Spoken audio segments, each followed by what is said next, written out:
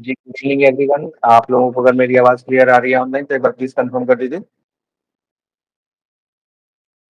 और आवाज़ clear confirm कर दीजिए। हाँ, ठीक है। Good evening Tanushka, good evening बाबू। Good evening Gunika. ठीक है? तो जैसे गुनिका आपकी पहली क्लास है, ठीक है? तो कुछ चीज़ें अगर समझ में ना भी आए तो कोई टेंशन लेने वाली बात नहीं है।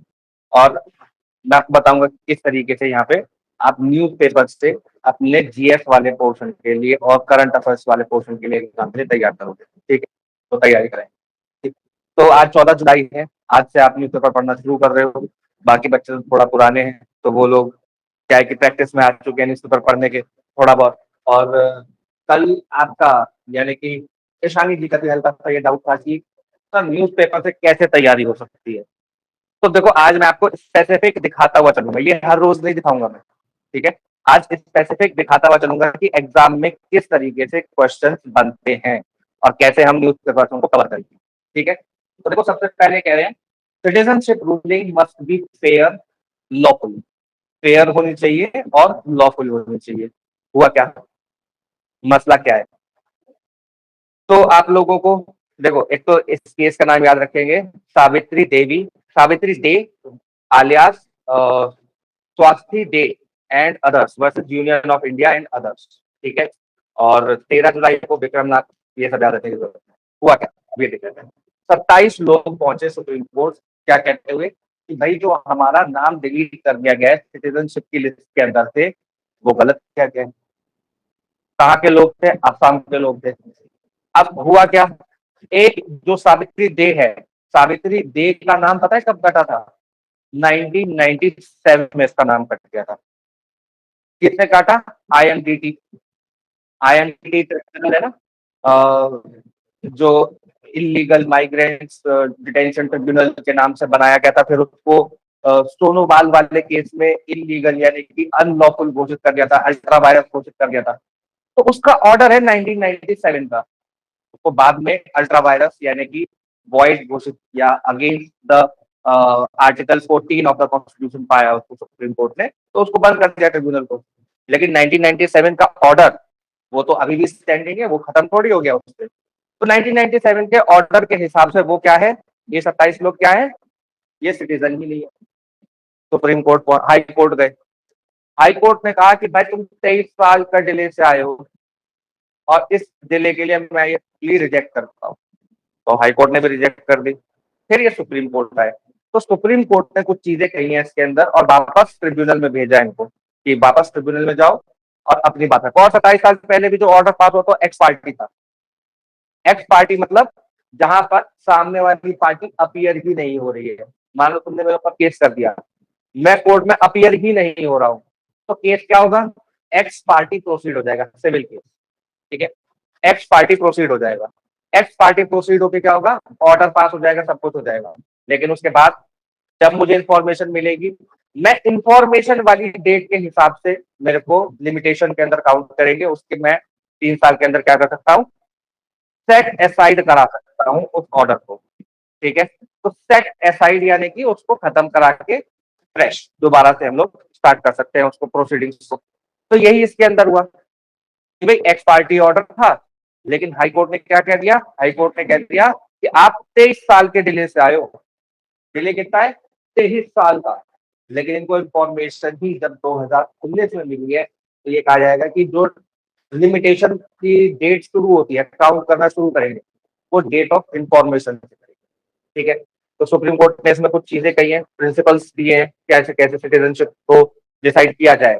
ठीक है? हालांकि सुप्रीम कोर्ट ने ये नहीं कहा कि वो सिटीजन है, सावित्री डे सिटीजन है इंडिया की, ऐसा नहीं कहा सुप्रीम कोर्ट ने। सुप्रीम कोर्ट ने क्या बोला?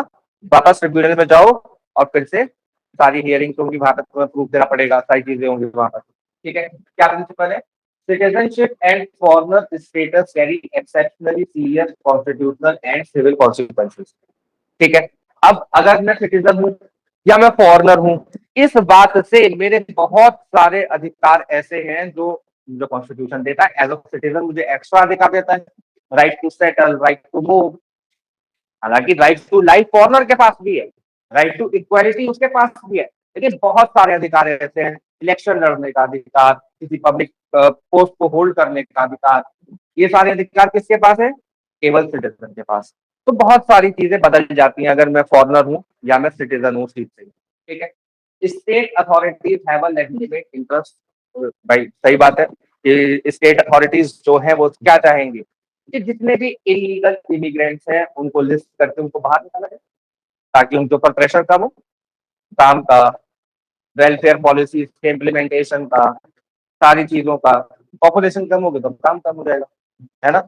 और पब्लिक एक्सचेकर पे जो खर्चा है वो भी कम हो जाएगा। और जो कई बार लोग इल्जाम लगाते हैं कि इलीगल इमिग्रेंट्स की वजह से क्या हो रहा है, डेमोग्राफिक चेंज हो रहा है, उस डेमोग्राफिक चेंज को भी हम लोग रोक पाएंगे। तो स्टेट का इंटरेस्ट किसमें कि उनको आइडेंटिफाई किया जाए और उनको फिर डिपोर्ट किया जाए इवेंचुअली, ठीक है। लेकिन however the state's objection cannot override the requirement of fair, lawful and reasonable procedure। उनको निकालना जरूरी है, इस बात से सुप्रीम कोर्ट इनकार नहीं कर रहा, कह रहा लेकिन उनको निकालने के लिए जो प्रोसीजर अपनाया जाएगा वो कैसा होना चाहिए? रीजनेबल होना चाहिए, फेयर होना चाहिए और जस्ट होना चाहिए, यानी कि ड्यू प्रोसीजर होना चाहिए। आर्टिकल 21 के अंदर दिया ना, due procedure, procedure established by law को कैसे सुप्रीम कोर्ट ने इंटरप्रेट किया? ड्यू प्रोसीजर की तरह इंटरप्रेट किया। तो वो जो ड्यू प्रोसीजर है वो यहाँ पर इंप्लीमेंट होना चाहिए, ये आर्टिकल, ठीक है। Non appearance of a person does not automatically prove that the person is a foreigner. वो नहीं आ रहा तो इससे ये प्रूव नहीं हो जाता कि वो फॉरेनर है, सिटीजन नहीं। Even in ex party considering that a tribunal must independently examine, अगर एक्स पार्टी भी था, वो व्यक्ति नहीं भी आ रहा था कोर्ट में, तो ट्रिब्यूनल की ड्यूटी थी कि वो क्या करे, examine whether proper notice and fair opportunity were given. Notice serve होना सबसे ज्यादा जरूरी है, क्योंकि नोटिस सर्व नहीं होगा सामने वाले को नॉलेज ही नहीं होगी, और नॉलेज नहीं होगी तो वो जवाब ही नहीं देगा। जवाब ही नहीं देगा यानी कि हमने इंफ्रिंज कर दिया नेचुरल जस्टिस के नियम को, हमने यहाँ पे इंफ्रिंज कर दिया ऑडी ऑल्ट्रम पार्टम, यानी कि both sides must be heard. हमने उस सिद्धांत को यहाँ क्या किया, वॉयलेट कर दिया, ठीक है। तो ऐसा नहीं करना है सुप्रीम कोर्ट ने। whether the main ground of the reference were disclosed, ground उसके अंदर डिस्क्लोज किए गए थे या नहीं किए गए थे नोटिस के अंदर। whether the government's reference was supported by reliable evidence, government के पास कोई एविडेंस था भी या नहीं। whether the conclusion logically follows from the material on record, जो मटेरियल ऑन रिकॉर्ड है, जो डॉक्यूमेंट्स ऑन रिकॉर्ड है, उससे ये चीज इन्फर की जा सकती है या नहीं की जा सकती कि वो फॉरनर है या इंडियन सिटीजन, ठीक है। द सुप्रीम कोर्ट, ये मैंने आपको बता दिया कि उनको इंडियन सिटीजन डिक्लेयर नहीं किया, क्या बोला है, their citizenship claim must now be decided independently by the tribunal, tribunal के द्वारा डिसाइड की जाएगी फिर, ठीक है। स्टेट्यूटरी बर्डन ऑन पर्सन, अब देखो एक ये चीज है कि जब हम ये कहते हैं कि हमें सिटीजनशिप प्रूव करनी है, तो सिटीजनशिप प्रूव करना इंडिया के अंदर एक तो बहुत मुश्किल है, क्योंकि आपका आधार कार्ड सिटीजनशिप का प्रूफ नहीं है, आपका पैन कार्ड सिटीजनशिप का प्रूफ नहीं है, आपका एपिक कार्ड सिटीजनशिप का प्रूफ नहीं है, आपकी 10th की मार्कशीट सिटीजनशिप का प्रूफ नहीं है, आपका बर्थ सर्टिफिकेट सिटीजनशिप का प्रूफ नहीं है, आपका पासपोर्ट सिटीजनशिप का प्रूफ नहीं है। अभी कुछ दिन पहले सरकार ने बोला कि passport is not conclusive proof for citizenship. 12वीं की मार्कशीट, डोमिसाइल, रेसिडेंस, कुछ भी, there is no set document जो आपकी सिटीजनशिप को प्रूव कर सके। ऐसा क्यों है? इसके पीछे कारण, इसके पीछे कारण क्या है कि मार्कशीट इंडिया के अंदर फर्जी भी बन जाती है। एपिक कार्ड, गलत रजिस्ट्रेशन अगर आप इलेक्टोरल रोल में करा लो, आपका एपिक कार्ड फर्जी बन जाएगा, क्योंकि इंडिया के अंदर डुप्लीकेट एपिक कार्ड की पहले से प्रॉब्लम है। तो ऐसा तो नहीं कह सकते कि एपिक एनरोलमेंट हमारा एकदम क्या है, टॉप नॉच है, उसके अंदर कोई इन्फिल्ट्रेशन, इन्फिल्ट्रेशन वहां भी है। जो मर चुके लोग, वो लोग, उन लोगों के वोट डल जाते हैं, है ना। तो समस्या है। आधार कार्ड, आधार कार्ड जो 6 महीने इंडिया में रह लिया, चाहे वो पाकिस्तान का हो चाहे बांग्लादेश का, वो आधार कार्ड बनवा सकता है। तो आधार कार्ड तो सिटीजनशिप का प्रूफ हो ही नहीं सकता। सुप्रीम कोर्ट ने रिपीटेडली इस बात को कहा है कि Aadhaar card is not a proof of citizenship. Passport को अभी मना कर दिया, क्योंकि फॉरेनर के पास भी इंडियन पासपोर्ट हो सकता है। कैसे हो सकता है, कोई बताएगा मुझे? किसी फॉरेनर के पास इंडियन पासपोर्ट कैसे हो सकता है?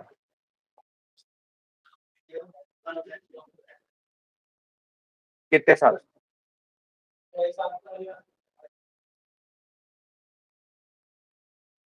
आसाम के अंदर जो लोग आए थे ना, जो लोग म्यांमार से और बांग्लादेश से आए थे, जब जब बांग्लादेश लिबरेशन वॉर शुरू हुई, उसके बाद बहुत सारे लोग इंडिया आए, उससे पहले भी बहुत सारे लोग इंडिया आए।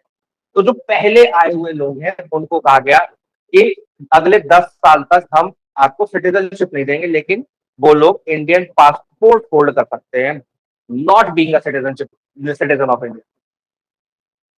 ठीक है, तो पासपोर्ट को भी सरकार ने स्पेसिफिकली कह दिया कि भाई सिटीजनशिप के लिए कोई कंक्लूसिव प्रूफ नहीं है। तो क्या कंक्लूसिव प्रूफ है? क्या कंक्लूसिव प्रूफ पता है क्या है? अभी हमने 3-4 दिन पहले सिटीजनशिप की एक क्लास की थी, है ना? उसमें अलग अलग एक्ट थे, सिटीजनशिप अमेंडमेंट एक्ट 2015, 86, और उसके बाद 95 वाला था। तो एक तो 2004 का है, ठीक है, एक 2019 का है। तो 2019 का तो अलग पर्पज से है। वो क्या कहता है? जो इमिग्रेंट्स हैं, जो नॉन मुस्लिम्स हैं, non Muslim immigrant from Afghanistan, Pakistan and Bangladesh, ठीक है, उन लोगों को 5 साल के नेचुरलाइजेशन के बाद भी सिटीजनशिप दी जा सकती है, और वो 30 दिसंबर 2014 से पहले इंडिया में एंटर कर गए हो। 30 दिसंबर 2014 से पहले। 2004 का क्या कहता है? और जो सबसे पहले एक सिटीजनशिप अमेंडमेंट एक्ट आया था 1965 का, उसके अंदर प्रिंसिपल दिया गया था कि जो व्यक्ति इंडिया में पैदा हुआ है बाय 1987, वो क्या होगा? वो इंडियन सिटीजन होगा। बस उसके वन पेरेंट इंडियन होना चाहिए और दूसरा पेरेंट इलीगल इमिग्रेंट ना हो। 1986 के बाद 2004 तक का अलग क्राइटेरिया है, 2004 के बाद का अलग क्राइटेरिया है। तो इस क्राइटेरिया के हिसाब से आपको प्रूव करना है अपने मदर फादर का, यानी कि जस्ट सेंग्विनिस है, जस्ट सोलिस नहीं है। कंसेप्ट कंसेप्ट जो है सिटीजनशिप का हमारे यहाँ, जस्ट सोलिस पहले हुआ करता था कि चाहे जो भी जन्म लेगा इंडिया के अंदर, चाहे उसके पिताजी ब्रिटिशर हो, उसकी माता भी ब्रिटिशर हो, वो बांग्लादेशी हो, इलीगल इमिग्रेंट हो, कोई भी हो, वो इंडियन सिटीजन, बस इंडिया में पैदा होना चाहिए।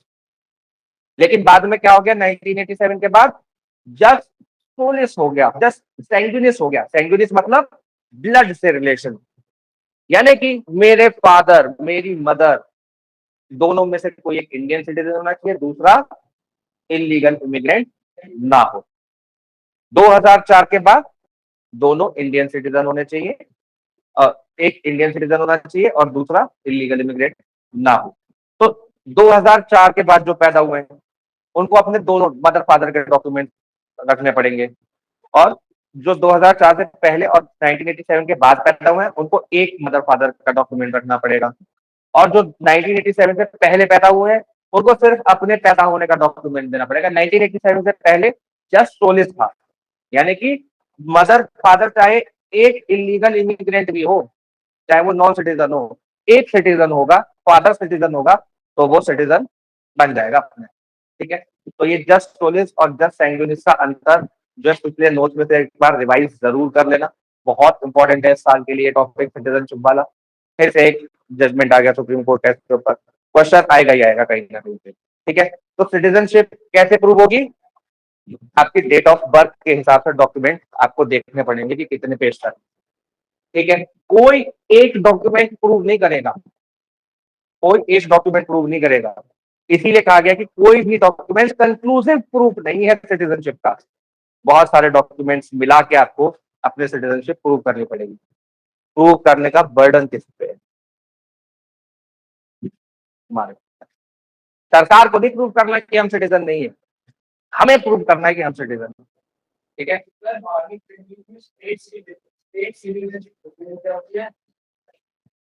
यूएस के अंदर होती है स्टेट सिटीजनशिप, वहां पे डुअल सिटीजनशिप का प्रोविजन है। वहां अगर हम यूएस के स्ट्रक्चर को देखें ना, तो वो एक परफेक्ट फेडरलिज्म कहलाता है। परफेक्ट फेडरलिज्म मतलब जो separation of power between state and centre है, वो काफी अच्छी तरीके से और इक्वल डिवीजन है। ठीक है, तो वहां पर आप अगर रह रहे हो तो आपको यूएसए की सिटीजनशिप भी लेनी पड़ेगी, फिर आपको किसी स्टेट की सिटीजनशिप भी लेनी पड़ेगी, जैसे एरिजोना है, कैलिफोर्निया है, तो उनकी सिटीजनशिप अलग से लेनी पड़ेगी। टेक्सास वगैरह उनकी सबकी अलग अलग सिटीजनशिप है, अलग अलग नियम है सब जगह। लास वेगास के अंदर तो खुला जुआ चलता है। बहुत सारे स्टेट है जहाँ मैरिजुआना, गांजा जिसे हम लोग बोलते हैं, वहाँ यूएस के अंदर अलाउड है रिक्रिएशनल पर्पज के लिए, और बहुत सारे स्टेट में नहीं है अलाउड। तो सबके वहां पे अलग अलग नियम है, इसीलिए उसको कहा जाता है परफेक्ट फेडरलिज्म का एग्जाम्पल है। गलत मैरिजुआना, मैरिजुआना को गलत मतलब क्या है? गलत का मतलब क्या है ये बताओ मुझे। जो किसी के लिए गलत है किसी के लिए सही भी हो सकता है। ऐसे तो शराब भी गलत है, इंडिया में बिकती है ना, और बहुत चीजें गलत है, हमारे तो खाना ही उससे खराब मिल रहा है ना। क्या हमारे यहाँ बैन है मैरिजुआना, बैन है? नहीं मिलता क्या? कितनी आसानी से मिलता है या कितनी मुश्किल है लेना? मुश्किल नहीं है ना। अभी मैं आपको एक एग्जांपल देता हूँ। अभी कुछ दिन पहले एनएलयू बैंगलोर में कॉन्फ्रेंस चल रही थी, जिसके अंदर कोई पुलिस के बहुत बड़े अधिकारी थे, वो भाषण दे रहे थे अपना इसी चीज के ऊपर कि बच्चों को ड्रग्स कंज्यूम नहीं करनी चाहिए। और मतलब वो बच्चों को लेक्चर दे रहे थे एक तरीके से कि मॉरल लेक्चर कि आपको ये सब कंज्यूम नहीं करना चाहिए, अच्छी चीज नहीं होती है। तो एक लड़के ने खड़े पे सवाल पूछ लिया, उसने कहा कि सर मुझे यार एडमिशन लिए 2 महीना हुआ है, मेरे पास यहाँ के हर पेडलर का नंबर है, जो यहाँ से चौकी है हमारे कॉलेज के गेट के बाहर, वो पुलिस चौकी है, उसके पीछे ही गांजा मिलता है। तो रोकने की जिम्मेदारी किसकी है? वही नहीं रोक रहा है ना। और 1980 से पहले इंडिया के अंदर भी मैरिजुआना लीगल, मैरिजुआना हाँ ये सब लीगल था। 1985 में लॉ लाए और उसको बैन किया गया। ठीक है, तो रिक्रिएशनल पर्पज के लिए अभी भी इंडिया के अंदर भांग लीगल है। भांग के ठेके, सरकारी ठेके होते हैं बकायदा। ठीक है, तो भांग के सरकारी, जैसे आप उधर जाओगे बनारस में जाओगे, वहां तो कल्चर है, वो भांग पिलाते हैं। उज्जैन जाओगे महाकालेश्वर, वहां भांग पिलाते हैं। तो कई चीजें ऐसी हैं कि कल्चर जो होता है ना, लॉ से ऊपर होता है, याद है। कल्चर भी अपने आप में फोर्स ऑफ लॉ लिए होता है। Most of the laws culture से ही बनते हैं। कल्चर है कि चोरी नहीं करनी है, पहले कल्चर बना होगा उसके बाद लॉ बना होगा। कल्चर बना होगा कि सामने वाले का सामान नहीं लेना है बिना उससे पूछे, बिना उसकी इजाजत के, फिर लॉ बना होगा कि अच्छा अगर लोगे तो उसके लिए सजा दी।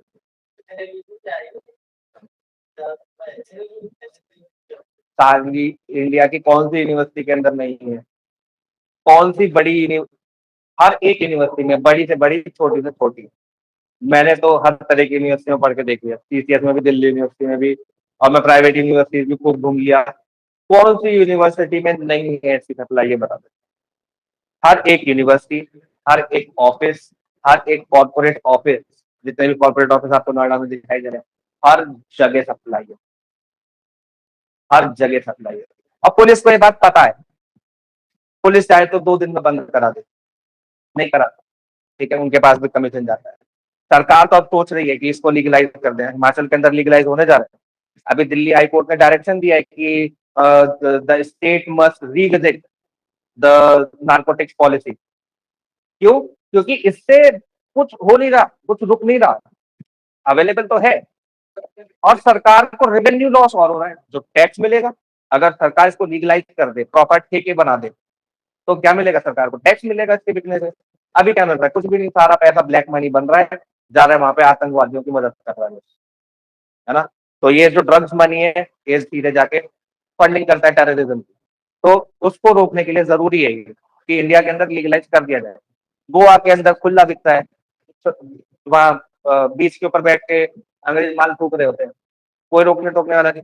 मैंने तो सीपी दिल्ली के अंदर उससे ज्यादा कहाँ पे कानून फॉलो होगा। दिल्ली में सीपी जो है, कनॉट प्लेस, वहां पे अंग्रेजों को माल फूकते हुए देखा पार्क में बैठ के।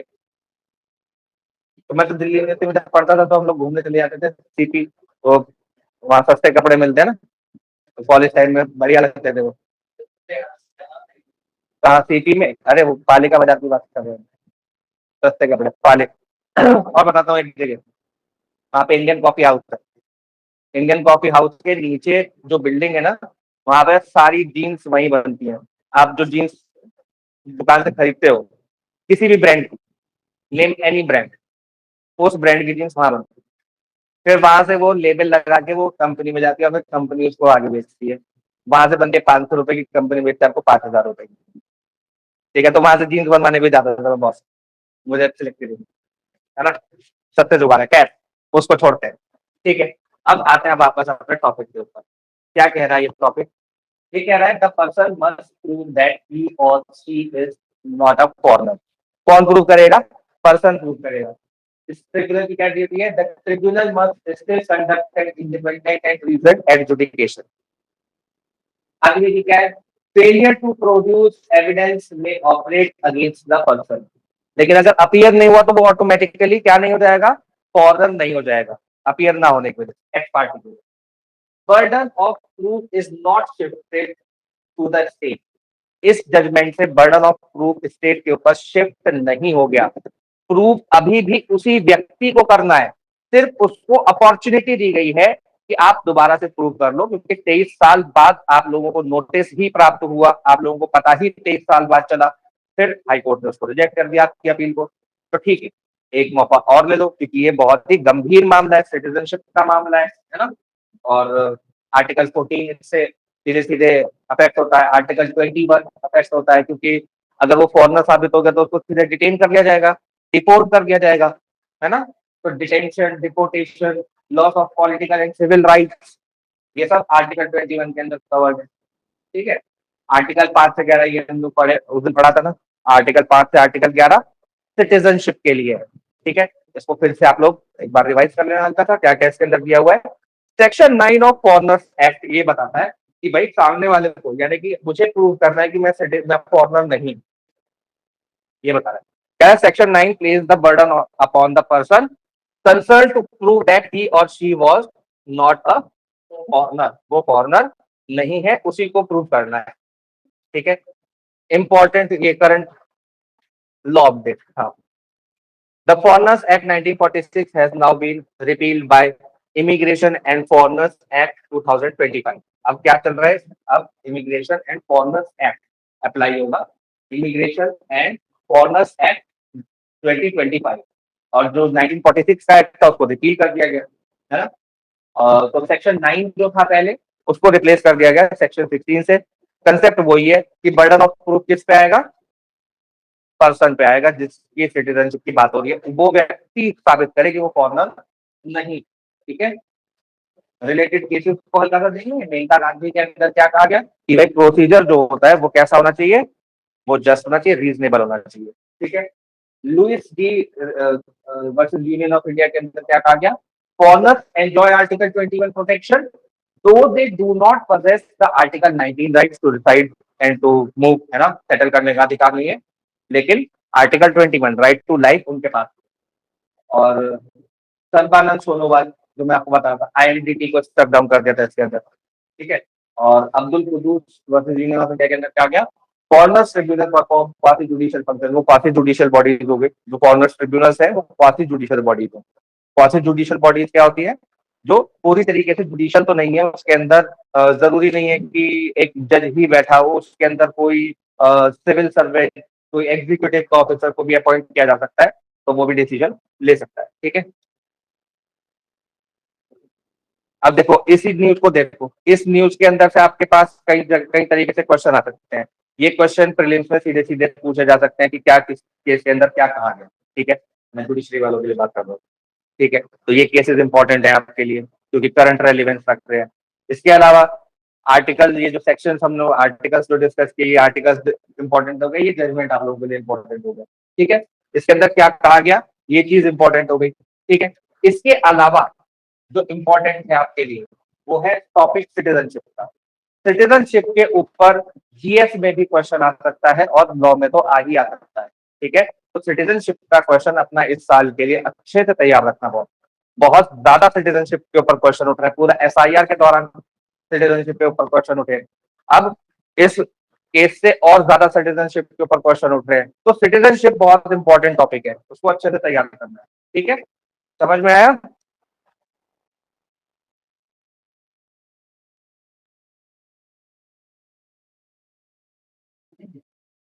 ठीक, ये भी बहुत इंपॉर्टेंट टॉपिक है जुडिशरी के लिए भी और फ्लैट के लिए भी। क्या कह रहे हैं? एक उमंग पोर्टल है। उमंग पोर्टल क्या है? Unified mobile application for new age governance. New age governance के लिए क्या है? यूनिफाइड पोर्टल है, मोबाइल एप्लीकेशन है उमंग।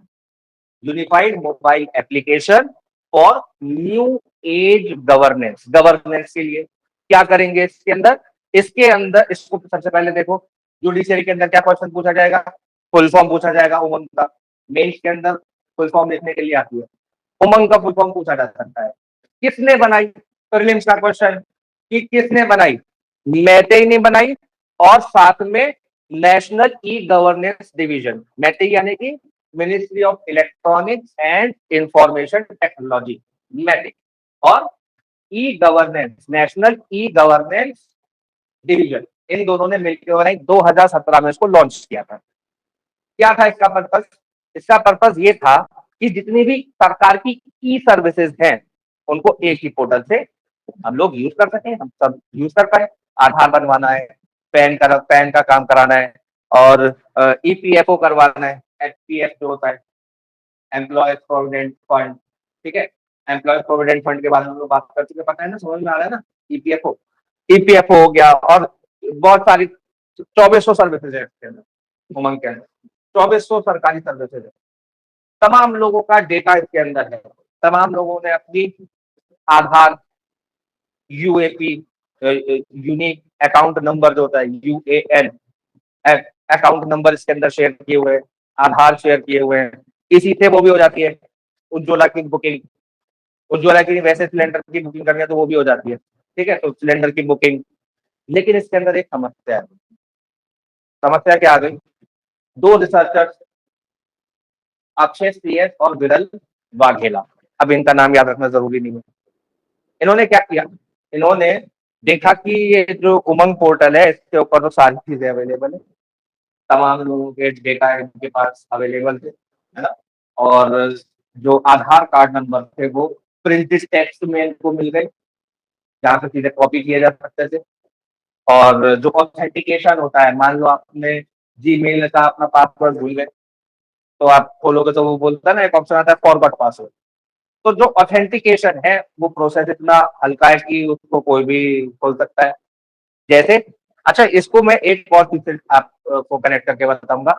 अभी सीबीएसई के 12th की जो कॉपियां जांची गई, उसके अंदर भी उन्होंने पोर्टल बनाया।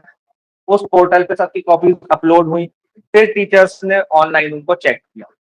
ठीक है, तो जो ऑनलाइन पोर्टल उन्होंने बनाया था वो सारी की सारी कॉपीज पब्लिकली अवेलेबल थी।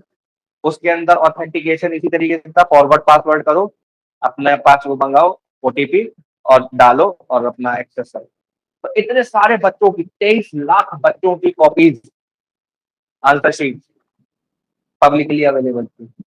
और बच्चों को चाहिए तो वो आरटीआई डालेंगे, वो फीस जमा करेंगे, तब उनको मिलेगी। लेकिन जो थोड़ी सी भी हैकिंग जानता है उसके पास सारी इंफॉर्मेशन, वो उसको वो उसको कुछ भी कर सकता है। वो उसको चेक, खुद ही चेक करके 100 नंबर दे दे, खुद ही आंसर काट के 0 नंबर कर दे किसी को। कोई कोई रोकने वाला, कोई उसके क्रॉस चेक नहीं। एक ये उमंग पोर्टल के सारे डेटा लीक हो गए। तो डेटा क्या है? डेटा अगर हम किसी को दे रहे हैं, अगर हम अपना डेटा किसी को दे रहे हैं, तो वो व्यक्ति केवल उसी काम के लिए यूज कर सकता है जिस काम के लिए मैंने डेटा दिया है। क्योंकि वो क्या है? उसको बोलते हैं डेटा फिड्यूशियरी। जिसके पास डेटा है वो डेटा फिड्यूशियरी है।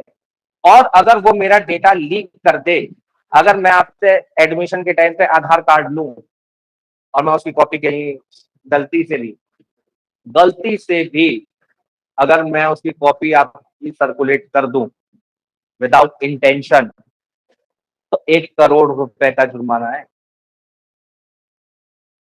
और यहाँ तो लाखों लाखों डेटा लीक हो गए, लाखों आधार कार्ड नंबर लीक हो गए, क्योंकि ये सरकारी है इसलिए इनके ऊपर 1 करोड़ का पेनल्टी नहीं लगेगी।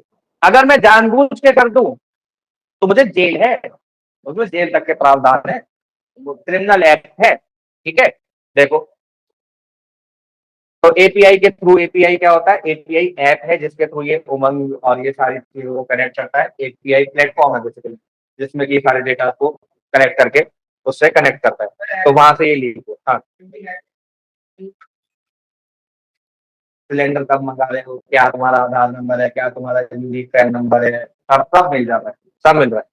ठीक है, अब इसके अंदर ये कह रहे हैं, हालांकि अपनी जान बचाने के लिए मैथे वाले, कि ये अगर यहाँ पर वल्नरेबिलिटी है तो इसका मतलब ये नहीं है कि साइबर क्रिमिनल ने इसको यूज कर लिया। अभी उमंग पोर्टल डाउन पड़ा है, चल नहीं रहा, सरकार ने बंद कर दिया डर के मारे, क्योंकि इतना सारा डेटा चोरी हो गया। अगर आप समझ रहे हो, पूरा इकोनॉमिक क्रंच आ सकता है इतने डेटा से। इंडिया के अंदर अगर किसी विदेशी ताकत के हाथ लग जाए ये डेटा, तो हमारे सबके अकाउंट खाली कर देंगे वो। कोई बड़ा साइबर क्रिमिनल हो, साइबर अटैक कर दे इंडिया के उमंग पोर्टल के ऊपर, और वहां से अकाउंट नंबर निकाल के सबका पैसा गायब कर दे। पैसा भी गायब ना करे, मैं कह रहा हूँ कि वो कुछ भी उसके अंदर छेड़छाड़ कर दे, तो हमारा जो जितना भी डिजिटल इंफ्रास्ट्रक्चर है वो कोलैप्स कर जाएगा। 10 दिन लग जाएंगे इसको रिवाइव करने में। ठीक है, तो अभी बंद कर दिया। तो ये सीधे सीधे जुड़ता है, केएस पुट्टा स्वामी केस जो कहता है कि राइट टू प्राइवेसी है। तो एक आर्टिकल छपा था लास्ट ईयर, उस आर्टिकल का जो हेडिंग था वो यहाँ पर बिल्कुल फिट बैठ। उस आर्टिकल की हेडिंग थी कि what is privacy in a fish बोल सोसाइटी, इन अ फिश बोल सोसाइटी। अगर फिश बोल की तरह सोसाइटी, छोटी सी सोसाइटी है, और जो कि इतनी छोटी कैसे हो गई, क्योंकि कनेक्टेड हो गई। कनेक्टेड कैसे हो गई, इंटरनेट से सारी चीजें ऑनलाइन हो गई, तो कनेक्टेड है। तो उसके अंदर आप प्राइवेसी मेंटेन कैसे करोगे, बहुत मुश्किल काम है। लेकिन के एस पुट्टा स्वामी क्या कहते हैं, के एस पुट्टा स्वामी कहते हैं कि right to privacy is integral part of article 21।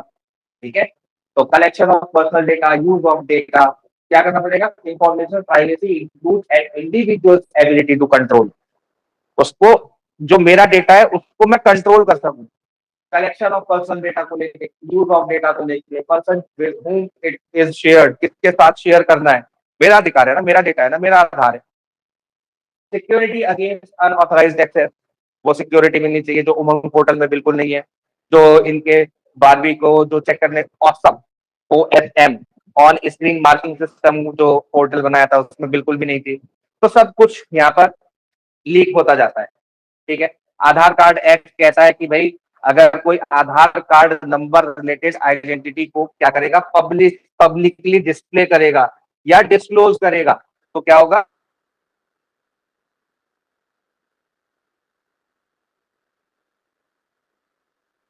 अगर इसका कंट्रावेंशन किसी का दिखा दिया, डिस्प्ले कर दिया, 1 करोड़ की पेनल्टी है। और अगर इंटेंशनली दिखाया है तो पेनल्टी, वो फिर सजा भी हो सकती है, जेल भी होगी। ठीक है, एक सर्ट इन याद रखेंगे, ये भी बहुत इंपॉर्टेंट है,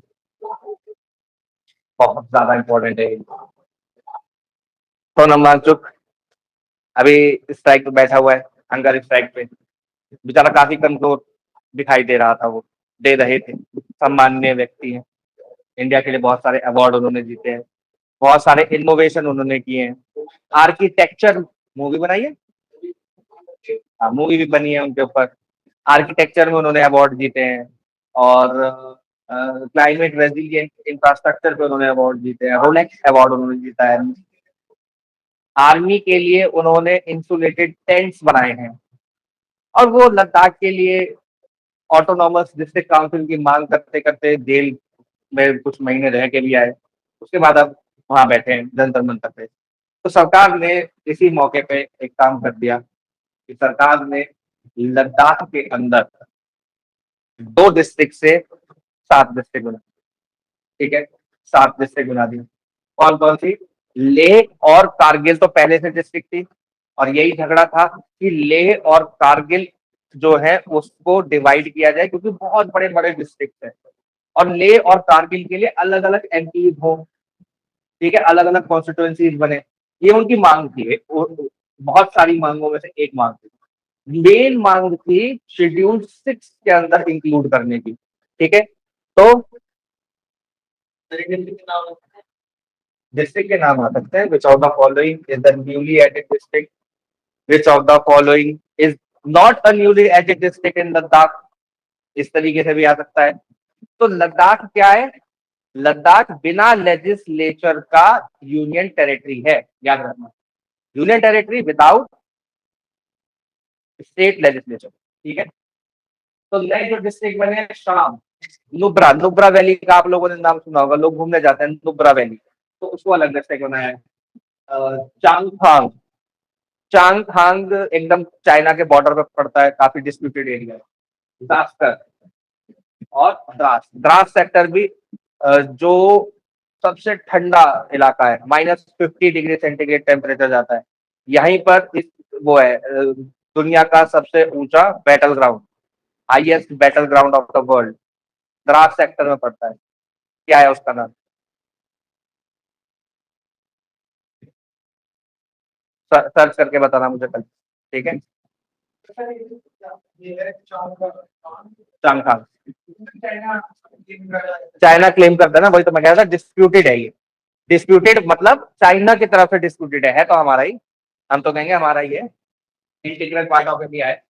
ठीक है, Changthang is integral part of Ladakh, even स्काई Chin is integral part of India. उन्होंने कब्जा करके बैठे हुए वो लोग 1965 से, तो उनका थोड़ी हो जाएगा, इंटीग्रल पार्ट है। नॉर्थ ईस्ट के कुछ एरियाज को भी उन्होंने कब्जा किया हुआ, तो कब्जा उन्होंने किया हुआ है तो हमारा, कब्जा भले ही कर लो, है तो वो हमारा, हमारा रहेगा और हमें वापस लेना है एक दिन। हाँ, और क्या, चाइनीज आर्मी के साथ लड़ाई झगड़े होते रहते हैं, आए दिन लड़ाई झगड़े होते हैं, धक्का मुक्की, मुक्केबाजी, लात घूसे, यहाँ पे इसी तरीके से लड़ते हैं, गोली वोली नहीं चलाते। इंडिया चाइना एक दूसरे के ऊपर गोली नहीं चलाते, लात घूसों से लड़ाई होती है। तो कभी वो हमारे वालों को पीट देते, कभी हमारे वाले उनको पीट देते हैं, तो चलता रहता है सब। ठीक है, गोली वोली बहुत रेयर चांसेस में ही चलती है। डरा जा रहा है कौन है? जी नमस्कार वैसे। अच्छा अच्छा अच्छा, अभी तो क्लास, अरे ऑफिस में बैठ जाइए आप उधर, बस थोड़ी देर में खत्म हो रहा है, मैं आ रहा हूँ 1 सेकंड। देख लो बिठा, वैसा।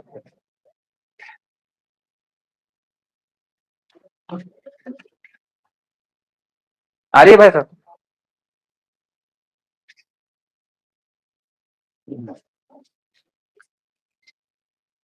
आप बैठिए, बस क्लास खत्म हो रही है।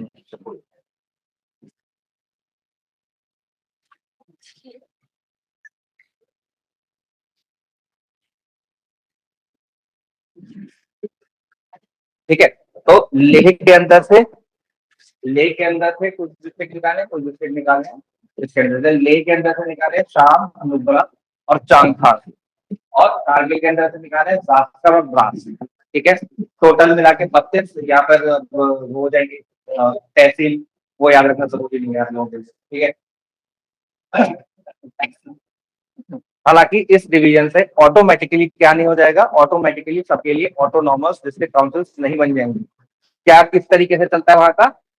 Ladakh hill, Ladakh autonomous hill development council वहां पे सारा काम चलाती है। अब ये शेड्यूल 6 वाली काउंसिल नहीं है, उससे कंफ्यूज नहीं होना। शेड्यूल 6 वाली काउंसिल नॉर्थ ईस्ट के अंदर है, नॉर्थ ईस्ट के अंदर आसाम, मणिपुर, मेघालय, अरुणाचल प्रदेश, उन 4 राज्यों में शेड्यूल 6 के एरिया है। ठीक है, और ये अलग है। अलग क्या है? जो ये स्टेट्यूटरी बॉडी है, इसकी जो पावर आती है लद्दाख ऑटोनॉमस हिल डिस्ट्रिक्ट काउंसिल की, ये एक स्टेट्यूट से आती है। और जब हम बात करते हैं आसाम, मेघालय, त्रिपुरा और मिजोरम, त्रिपुरा है सॉरी, एक स्टेट गलत हो गया था, आसाम बोल गया, आसाम तो एक, आसाम, मेघालय, त्रिपुरा, मिजोरम, अरुणाचल बोल गया था मैंने गलती से। ठीक है, तो उसकी जगह त्रिपुरा है, याद रखना, इंपॉर्टेंट है, एग्जाम में आ ही जाता है, और ये पहले से आता रहता है, कई बार आ चुका है, मतलब अलग अदर एग्जाम्स में, क्लैट में नहीं आया लेकिन आता रहता है, कॉम्पिटेटिव एग्जाम्स में पूछा जाता है। कि कौन कौन से एरिया में शेड्यूल 6 लागू होता है। ठीक है, तो शेड्यूल 6 यहाँ जहां पर लागू है, ये कहाँ से आ रहा है? ये आर्टिकल 244 जो हमने कल पढ़ा था, शेड्यूल 6 के इम्प्लीमेंटेशन के लिए अगर कोई एरिया शेड्यूल्ड एरिया की तरह घोषित करना है, आर्टिकल 244 क्लॉज 4 में करेंगे, है ना? 244 क्लॉज 2 के अंदर करेंगे। सॉरी, आर्टिकल 244 क्लॉज 2 के अंदर क्या करेंगे? उसको शेड्यूल्ड एरिया घोषित करेंगे, फिर उसको शेड्यूल 6 के तहत ऑटोनॉमस डिस्ट्रिक्ट काउंसिल बनाने का अधिकार मिलेगा। वहां पर उस ऑटोनॉमस डिस्ट्रिक्ट काउंसिल के अंदर क्या होगा? इलेक्शन होगा, मेंबर्स बैठेंगे, वो वहां के लिए लोकल लॉज बनाएंगे, यानी कि लेजिस्लेचर का काम करेंगे। ये लेजिस्लेचर का काम होता है। लद्दाख ऑटोनॉमस हिल डिस्ट्रिक्ट काउंसिल जो है, ये लेजिस्लेचर का काम नहीं कर सकता, ये सिर्फ एग्जीक्यूटिव का काम कर सकता है। जबकि शेड्यूल 6 की जो काउंसिल्स है, वो लेजिस्लेचर का भी काम कर सकते हैं, एग्जीक्यूटिव का भी काम कर सकते हैं, दोनों तरह का काम। ठीक है, समझ में आया दोनों का अंतर? जैसे लॉ ये बनाई सकता, वो लैंड को लेकर, विलेज को लेकर, administration, inheritance, marriage, social custom, और जनरली जो सब्जेक्ट है वहाँ के लोकल लॉज जो है, उनको लेके वो लॉ बना सकता है, ऑटोनोमस डिस्ट्रिक्ट काउंसिल। आसाम के अंदर, मेघालय के अंदर, मिजोरम के अंदर, ठीक है, त्रिपुरा के अंदर। ठीक है, और लद्दाख की कॉन्स्टिट्यूशन फुल से अलग है।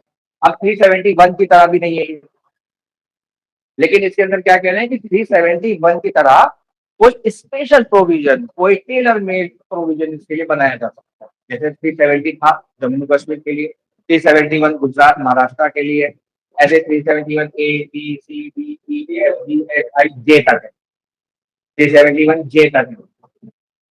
ठीक है, सी मणिपुर के लिए है, तो अलग अलग, सब अलग अलग स्टेट के लिए है स्पेशल प्रोविजन। ठीक है, तो इसी तरीके का कोई स्पेशल प्रोविजन लद्दाख के लिए बनाने की बात चल रही है। अब इसके अंदर क्या होता है, किसका वर्ड बैठता है, आगे देखते हैं। ठीक है, the right to pass for India, the right pass for India nuclear power development. अभी हम लोगों ने कल परसों पढ़ा कि ऑस्ट्रेलिया के साथ हमने यूरेनियम की डील करी है कि यूरेनियम बॉम्ब को बेचेगा। ठीक है, तो उसी डील के बारे में यहाँ पे बात कर रहे हैं, शांति एक्ट के बारे में बात कर रहे हैं, बहुत ज्यादा इंपॉर्टेंट है, एग्जाम में आएगा ही आएगा। ठीक है, तो शांति एक्ट क्या है? शांति एक्ट इंडिया के अंदर प्राइवेटाइज करता है किसको? Nuclear power. यानी कि एक प्राइवेट एंटिटी भी पार्टनर बन सकती है पीपीपी मॉडल। हाँ, शांति की बोल रहा हूँ, कई बार लिख पाइए मैंने आपको, है ना? तो शांति एक्ट के अंदर क्या है? नहीं है तो इसके अंदर आ जाएगी, नहीं लिखे तो फिर लिख लेना, क्या है? तो इसके अंदर क्या है कि अब हम क्या कर सकते हैं कि प्राइवेट प्लेयर भी हमारे न्यूक्लियर पावर प्रोग्राम के अंदर एंट्री ले सकते हैं, वो अपना पावर प्लांट बना सकते हैं, वो न्यूक्लियर फ्यूल को पजेस कर सकते हैं, वो न्यूक्लियर को यूज कर सकते हैं, वो न्यूक्लियर पावर बेच सकते हैं, कमर्शलाइज कर सकते हैं। ठीक है, तो अभी तक क्या था? अभी तक केवल सरकार एनपीसीएल के थ्रू ये काम करती थी, Australia India nuclear cooperation agreement. ये एग्रीमेंट आज का नहीं है, ये एग्रीमेंट पुराना है। इसके ऊपर जो अभी फाइनलाइज हुई है चीजें, तो वो क्या फाइनलाइज हुई है? हम लोग देखेंगे कि कौन एक्सपोर्ट कर सकता है, वो लोग देखेंगे कौन एक्सपोर्ट कर सकता है, हम लोग आइडेंटिफाई करेंगे कि कौन इम्पोर्ट कर सकता है, क्योंकि सेंसिटिव फ्यूल है, ऐसे किसी के हाथ में लगना चाहिए। तो आइडेंटिफाई करेंगे, उसको लिस्ट करेंगे, उन्हीं को आइडेंटिफाई और ऑथराइज, ऑथराइज डीलर के थ्रू ही क्या होगा? इसका ट्रेड होगा। ठीक है, nuclear material accounting and reporting करेंगे, फिजिकल प्रोटेक्शन इंश्योर करेंगे ड्यूरिंग ट्रांसपोर्टेशन एंड स्टोरेज। इसके अलावा रीट्रांसफर टू थर्ड कंट्री, रीट्रांसफर नहीं करेंगे, हम किसी को बेच नहीं सकते यूरेनियम, हम केवल खरीद सकते हैं। ठीक है, इसके अलावा एनरिचमेंट नहीं कर सकते, प्रोसेसिंग नहीं कर सकते परमिशन के बिना, परमिशन देगा नहीं। Consultation where accounting discrepancies arise, तो कंसल्टेशन करनी है जहां पर अकाउंटिंग को लेकर डिस्क्रिपेंसीज दिखाई दे रही है। ये पॉइंट तय हुए हैं 2026 की मीटिंग में। ठीक है, आप लोगों को पता है कि इंडिया हमेशा से न्यूक्लियर पावर स्टेट तो नहीं है, लेकिन धीरे धीरे इंडिया ने अपना न्यूक्लियर वेपन भी बनाया और न्यूक्लियर सिविल एनर्जी भी बनाई, न्यूक्लियर पावर प्लांट्स भी बनाए। एशिया का सबसे पहला न्यूक्लियर पावर प्लांट किस देश ने बनाया? Option Japan, China, Russia, India. Online बनते आप। First nuclear power plant of Asia. हाँ हाँ जी, ऑनलाइन वाले बताएंगे। अनुष्का, आदित्य, गुनिका जी। जापान। यशजीत कह रहे हैं जापान, आप बताओ। और हिमांशु कह रहे हैं चाइना। हाँ जी आदित्य, क्या कहना है आपका? I don't know but Japan ही होगा शायद। ऑनलाइन आवाज क्यों नहीं आ रही किसी की मुझे? आप लोगों को मेरी आवाज क्लियर आ रही है? एक बार थम्स अप करके बता दो अगर क्लियर आ रही है आवाज मेरी। हाँ एक बार फिर से बताओ, अब आएगी आवाज। जी आदित्य, अब बताओ। Sir I am not sure. Not sure के लिए भी तो कोई आंसर होगा। Not sure about which country? Sir Japan होगा शायद, पता नहीं। गुनिका जी।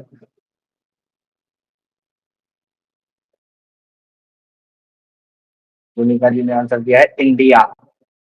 और गुनिका जी का आंसर एकदम सही है। पहला एशिया का न्यूक्लियर पावर प्लांट हमने ब्रिटेन की मदद से मुंबई के अंदर लगाया। भाभा एटॉमिक रिसर्च सेंटर के अंदर अप्सरा न्यूक्लियर पावर प्लांट। नहीं, चाइना ने हमसे पहले न्यूक्लियर बम बना लिया था, लेकिन nuclear power plant civilian use के लिए, एनर्जी बनाने के लिए, पहला इंडिया में लगा था ब्रिटेन की वजह से।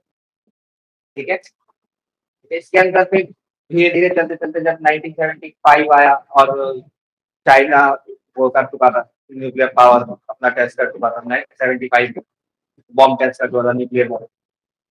आज भी पूरे देश, पूरी दुनिया के अंदर अगर हाइड्रोजन बम किसी के पास तो चाइना के पास है, और किसी के पास नहीं। चाइना डिक्लेयर करता है अमेरिका के पास हाइड्रोजन बम नहीं है, न्यूक्लियर बम।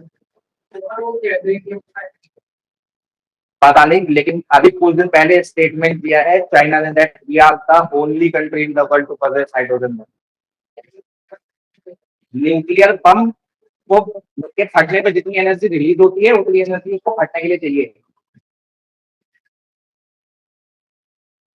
जब न्यूक्लियर बम फट जाता है उसके बाद हाइड्रोजन बम का काम शुरू होता है। ठीक है, तो वो बहुत ज्यादा खतरनाक है। ठीक, तो है 1975 में उन्होंने बताया, 1978 में हम लोगों ने अपना स्माइलिंग बुद्धा यानी कि अपना पहला न्यूक्लियर पावर टेस्ट किया यहाँ पर पोखरण के अंदर। इंदिरा गांधी उस समय प्रधानमंत्री हो गई। यूएस के सैंक्शन लग गए, दुनिया भर से सैंक्शन लग गई इंडिया के ऊपर, ट्रेड नहीं करेंगे। जैसे आज ईरान के ऊपर आप लोग देख रहे हो सैंक्शन लगे हुए पिछले कई सालों से, ऐसे इंडिया के ऊपर भी सैंक्शन लग गए। फिर उसके बाद हमने सेकंड न्यूक्लियर पावर टेस्ट किया, उसके बाद सैंक्शन और ज्यादा बढ़ गए। फिर आते आते आया 2008। 2008 तक की कहानी मैंने आप लोगों को एक टॉपिक सुनाई दिया, याद है आपको? थे शायद ऑनलाइन देखी, ऑनलाइन देखी होगी आपने। तो आपको याद है वो क्लास रिवाइज करने हैं वो नोट्स निकाल के, कैसे कैसे इंडिया का न्यूक्लियर प्रोग्राम डेवलप हुआ। ठीक है, और कहोगे तो मैं उसके वीडियो अगर मुझे कहीं मिल गई तो उसका लिंक भी आप लोगों के साथ शेयर कर दूंगा, तो वो वीडियो देख लेना।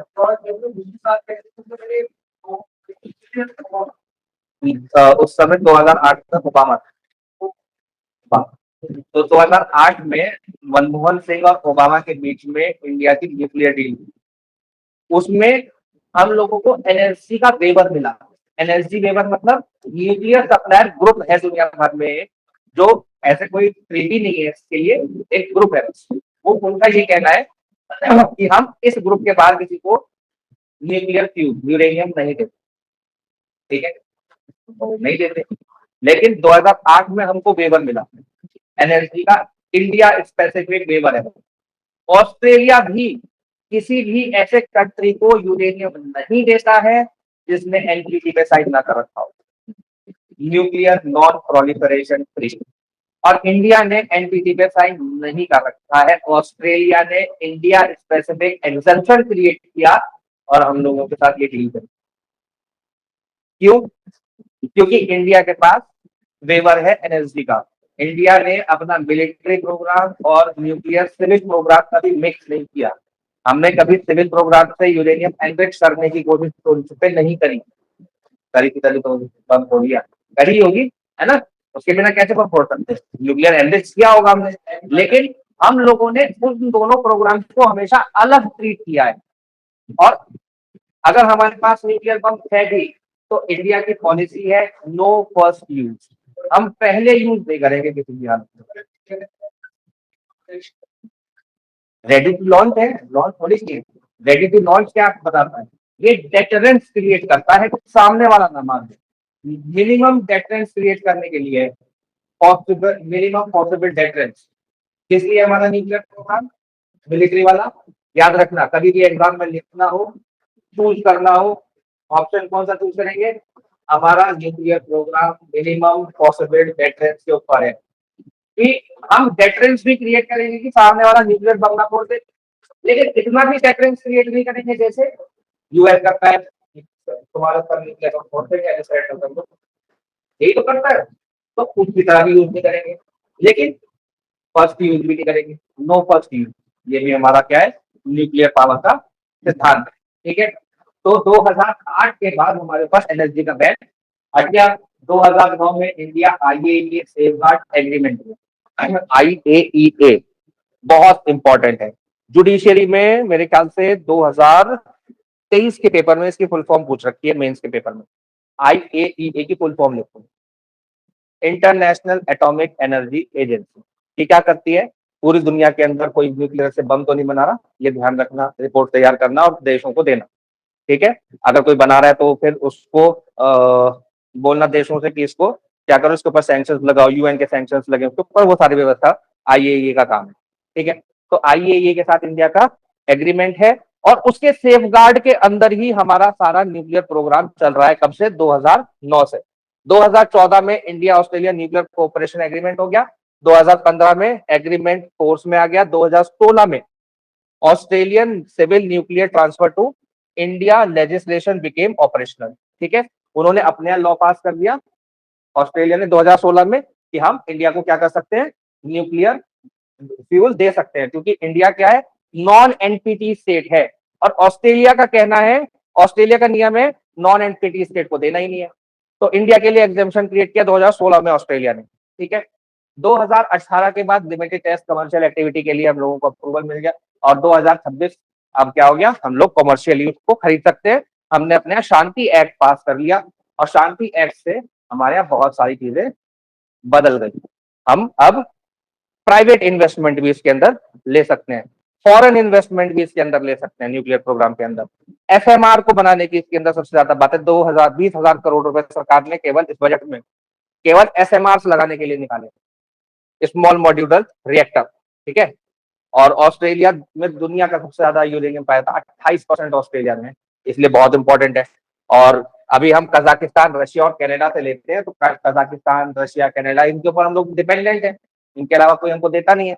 तो ऑस्ट्रेलिया से हम लोग डील करेंगे तो हमारी डिपेंडेंस कम होगी ऑस्ट्रेलिया, कनाडा और रशिया के ऊपर, और हमारी जो सप्लाई है वो डाइवर्सिफाई होगी। ठीक है, इसके अलावा फ्यूल शॉर्टेज कई बार हो जाती है, हमारे पास न्यूक्लियर पावर प्लांट है लेकिन उसके अंदर फ्यूल ही नहीं है डालने के लिए, तो अंडर परफॉर्म कर रहे होते हैं, तो उससे भी हम लोग बचेंगे।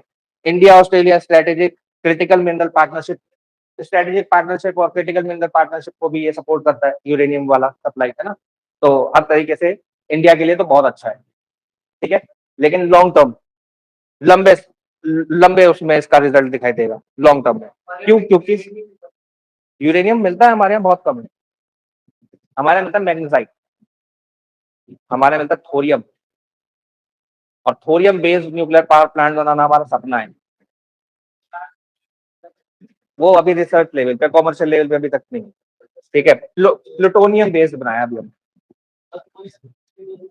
हाँ, थोरियम भी न्यूक्लियर पावर प्लांट में फ्यूल की तरह यूज होता है, और जो प्लूटोनियम पावर प्लांट होता है उसमें से ही वो थोरियम बन के आता है, प्लूटोनियम के पावर प्लांट से। तो अभी तक इंडिया के अंदर 8.78 गीगावाट हम लोग बना रहे हैं।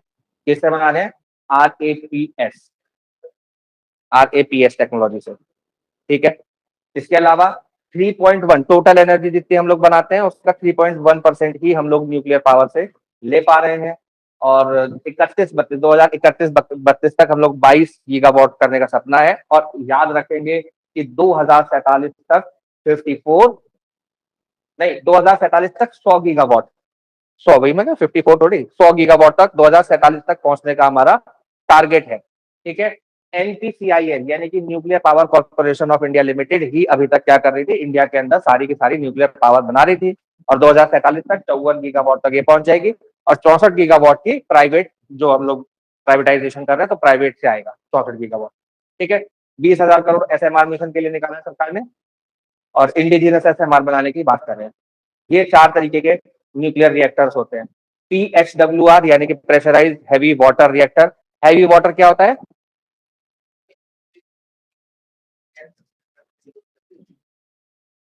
तो हैवी वाटर क्यों चाहिए? सादा पानी ले लो। नहीं, सादा पानी भी ले सकते हैं, ये रहा ना LWR।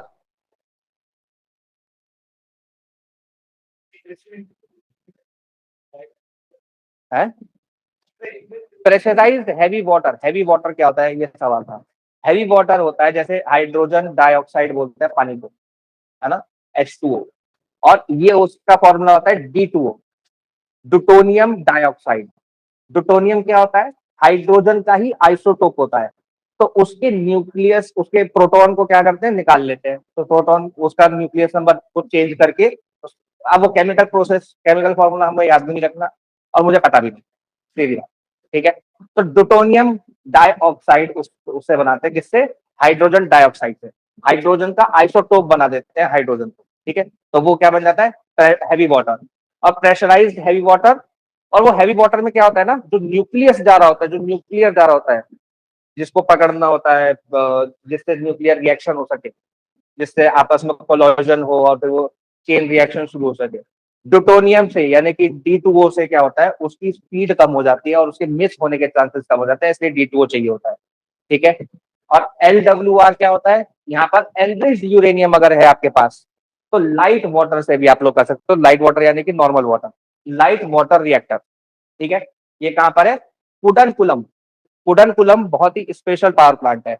ये रशिया चलाता है इंडिया के अंदर। रशिया की टेक्नोलॉजी से हम लोग चलाते हैं, मतलब है हमारा ही, लेकिन रशिया का पार्टनरशिप है कुडनकुलम न्यूक्लियर पावर प्लांट के अंदर। ठीक है। कुडनकुलम साउथ इंडिया में, उधर तमिलनाडु में। ठीक है। इसके अलावा FBR, इसके अंदर अभी हम लोग घुसे हैं। FBR के अंदर fast breeder reactor. Fast breeder reactor plutonium based है। जनरली लिक्विड सोडियम उसके अंदर कूलेंट की तरह यूज होता है। स्टेज 2 है ये। और स्टेज 3 कौन सी होगी? Thorium based. ये किसने बताया, ये किसने बोला कि ये स्टेज 1, स्टेज 2, स्टेज 3 है? हाँ।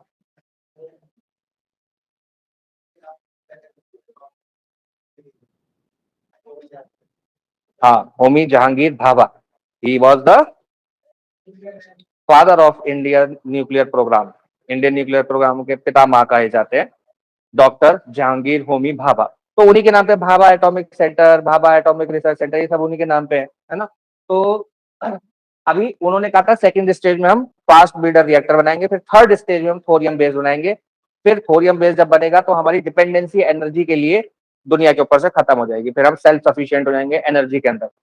और वो अभी दूर की बात है, क्योंकि अभी हम प्लूटोनियम बेस्ड ही अभी अब ये रिसर्च उस पे है। अभी हम बनाने की कोशिश कर रहे हैं, बन चुका है, लेकिन अभी तक हम उसको कमर्शलाइज नहीं कर पाए। ठीक है। BSMR, Bharat small modular reactor, BSMR को बोलते हैं, भारत स्मॉल मॉड्यूलर रिएक्टर। यानी कि इंडिजिनस जितने भी SMR बनेंगे उसको बोलेंगे BSMR। ठीक है। स्टेज 1, स्टेज 2, स्टेज 3 PHWR से, प्रेशराइज हैवी वाटर से, फिर उसके बाद फास्ट ब्रीडर रिएक्टर, फिर थोरियम साइकिल। थोरियम साइकिल के बाद हम क्या हो जाएंगे? सेल्फ सफिशिएंट हो जाएंगे। ठीक है। थोरियम भी तो उसका वो है ना, आइसोटोप है यूरेनियम का। Can biogas aid India's energy security? क्या बायोगैस से हम अपनी एनर्जी सिक्योरिटी को अचीव कर सकते हैं? ये सवाल है आप लोगों के लिए, मैं नहीं बताऊंगा। जल्दी बताओ, पहले बताओ कि बायोगैस क्या होता है।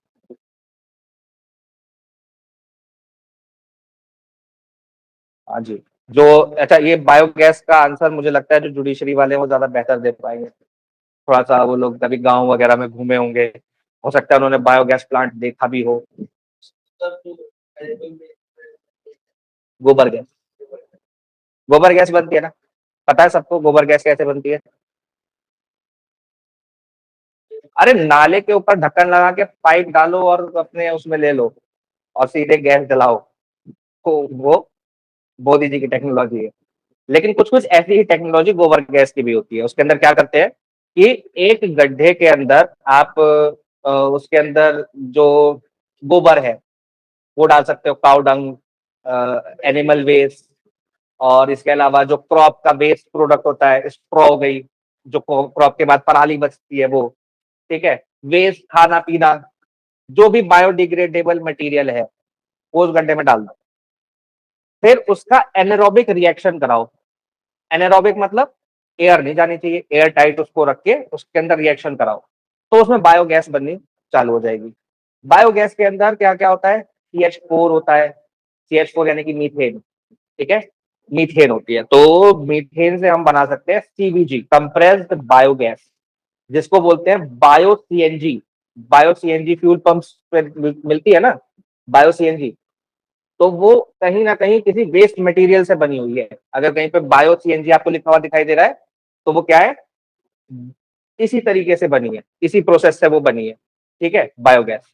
और उस बायोगैस को जब हम कंप्रेस करते हैं तो कंप्रेस करने के लिए उसमें से मीथेन को हम लोग एक्सट्रैक्ट करते हैं, बाकी सारी गैसेस हमारे लिए वेस्ट है। तो मीथेन को हम लोग कंप्रेस करके उसको बोलते हैं कंप्रेस बायोगैस, ठीक है। और इसका, इस सवाल का जवाब हाँ है या ना है, आप लोग बताओ। जी ऑनलाइन भी बता सकते हैं गुनिका जी, आप माइक खोलना पड़ेगा, मैं मैसेज नहीं पढ़ सकता हूँ, ठीक है, माइक खोलना पड़ेगा बोलने के लिए। अगर कोई मैसेज लिख रहा है तो रात वाली क्लास में मैसेज लिखा करो, उसमें मैं देखता हूँ मैसेज, इसमें नहीं देखता। हाँ जी, ऑनलाइन अनुष्का जल्दी बताओ, क्या इसका जवाब हाँ है या ना है? इसका जवाब हाँ ही है, ठीक है, इसका जवाब हाँ ही है। लेकिन उसके लिए हमें बहुत सारे काम करने पड़ेंगे। डिसेंट्रलाइज, वैसे ही डिसेंट्रलाइज्ड है ना, कोई सेंट्रलाइज्ड पावर सिस्टम नहीं है बिजली की तरह, या LPG की तरह कि हमें बाहर से इम्पोर्ट करके लानी पड़ रही है और एक जगह से सेंटर से उसको स्टेट के अंदर डिस्ट्रीब्यूट कर रहा है। ऐसा सिस्टम तो नहीं है इसका। डिसेंट्रलाइज तरीके से गांव गांव में बनाई जा सकती है ना। तो ये सॉल्यूशन हो सकता है, लेकिन इसके लिए फिर हमको बहुत ज्यादा डिसेंट्रलाइज प्लांट्स बनाने के लिए सरकार को सपोर्ट करना पड़ेगा, क्योंकि प्लांट बनाने में पैसा खर्चा होता है। हालांकि इससे किसान को फायदा बहुत है। जो फार्मर अगर कोई करे इसको तो उसको फायदा बहुत बहुत ज्यादा फायदा है। कैसे? क्योंकि उसने गोबर डाला, उसकी गैस बनाई, गैस बना के उसने बेची तो पैसा मिला, या उसने अपने घर में यूज कर ली तो LPG का जो खर्चा था वो बचा, उसके घर में वो उपले जलाने की उसको जरूरत नहीं पड़ी। उसके अलावा जो बाद में स्लरी बची, ऐसा थोड़ी है कि पूरा गैस बन के उड़ गया गोबर, उसके बाद वो बचेगा ना गोबर, थोड़ा सा उसकी स्लरी बचेगी ना, उसको फर्टिलाइजर की तरह, नेचुरल फर्टिलाइजर की तरह यूज किया जाता है, ठीक है, और वो बहुत अच्छा होता है। उसको बेच भी सकता है किसान, अपने खेत में भी यूज कर सकता है, तो उससे उसकी सॉइल फर्टिलिटी भी बढ़ेगी, उसकी केमिकल फर्टिलाइजर्स के ऊपर डिपेंडेंसी भी कम होगी। और अगर ये होगा तो दो चीजें होंगी, एक तो हमारी LPG के ऊपर डिपेंडेंसी घटेगी जो हम इंपोर्ट करते हैं कतर से, ओमान से, यमन से। इसके अलावा फर्टिलाइजर जो इंपोर्ट करते हैं उसके ऊपर भी डिपेंडेंसी घटेगी। अभी मोदी जी ने कहा भी था कि हो सके तो 30%, 40%, 50% अपने खेतों में फर्टिलाइजर की कम इस्तेमाल करें, कहा था ना मोदी जी ने। तो वो भी कम इस्तेमाल करने का क्या तरीका है, कहने से नहीं होगा, बायोगैस प्लांट या इस तरीके की कुछ योजनाएं सरकार को लानी पड़ेगी। तो ये आर्टिकल मैं आप लोगों के पढ़ने के लिए दे रहा हूँ, इसको आपको रीड करना है, पढ़ना है, समझना है। कुछ समझ में नहीं आएगा तो वो आप लोग कल डिस्कस कर सकते हो, ठीक है।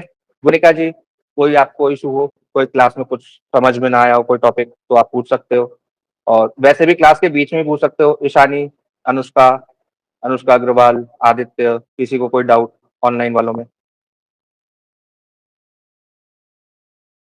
कोई डाउट नहीं है, ऑल क्लियर, ठीक है, चलो, वेरी गुड, थैंक यू।